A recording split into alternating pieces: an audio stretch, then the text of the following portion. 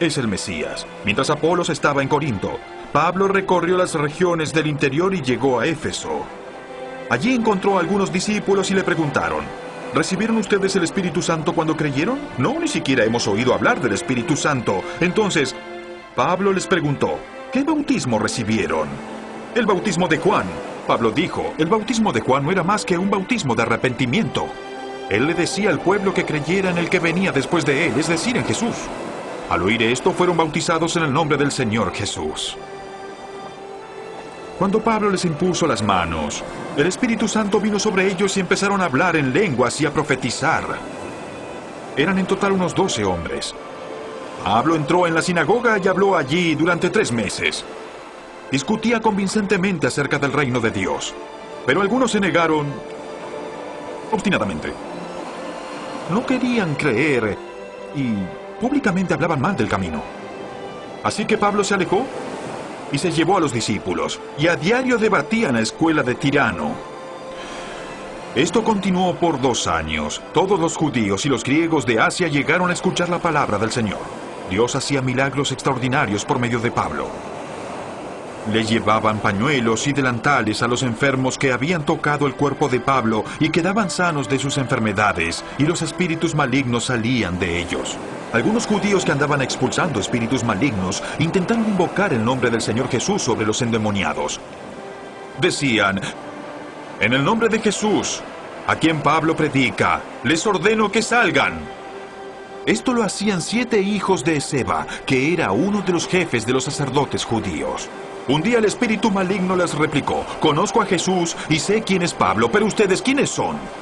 Y abalanzándose, el hombre que tenía el espíritu maligno sobre ellos los dominó a todos. Los maltrató con tanta violencia que huyeron de la casa desnudos y heridos. Cuando se enteraron los judíos y los griegos que vivían en Éfeso, el temor se apoderó de todos ellos, y el nombre del Señor Jesús era glorificado.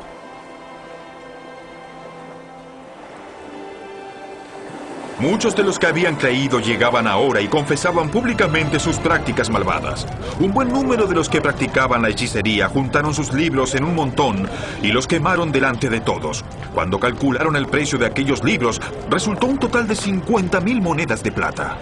Así la palabra del Señor crecía y se difundía con poder arrollador. Luego de todos estos sucesos, Pablo tomó la determinación de ir a Jerusalén, pasando por Macedonia y Acaya.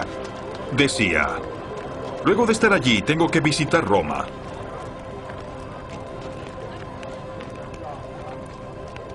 Entonces envió a Macedonia a 2 de sus ayudantes, Timoteo y Erasto, mientras él se quedaba por algún tiempo en la provincia de Asia.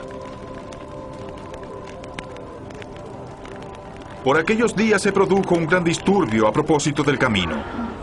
Un platero llamado Demetrio, que hacía figuras en plata del templo de Artemisia, proporcionaba a los artesanos no poca ganancia.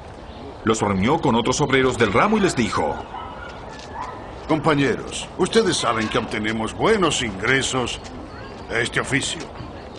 Les consta, además, que el tal Pablo ha logrado finalmente persuadir y engañar a mucha gente, no solo en Éfeso, sino en casi toda la provincia de Asia. Él sostiene que no son verdaderos dioses los que se hacen con las manos. Ahora bien, no solo hay el peligro de que se desprestigie nuestro oficio, sino también de que el templo de la gran diosa Artemisa sea menospreciado, y que la diosa misma, a quien adora toda la provincia de Asia y el mundo entero, sea despojada de su divina y adorada majestad. Al oír esto, se enfurecieron y comenzaron a gritar: ¡vamos!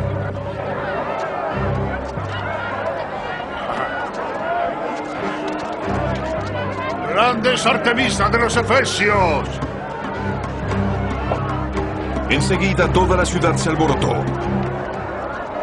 La turba en masa se precipitó en el teatro, arrastrando a Gayo y a Aristarco, compañeros de viaje de Pablo, que eran de Macedonia. Pablo quiso presentarse ante la multitud, pero los discípulos no se lo permitieron.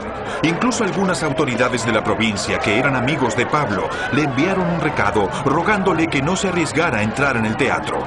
Había confusión en la asamblea, cada uno gritaba una cosa distinta y la mayoría ni siquiera sabía para qué se habían reunido. Los judíos empujaron a un tal Alejandro hacia adelante y algunos de entre la multitud lo sacaron para que tomara la palabra. Él agitó la mano para pedir silencio y presentar su defensa ante el pueblo. Pero cuando se dieron cuenta de que era judío, se pusieron a gritar como por 2 horas. ¡Grande es Artemisa de los Efesios!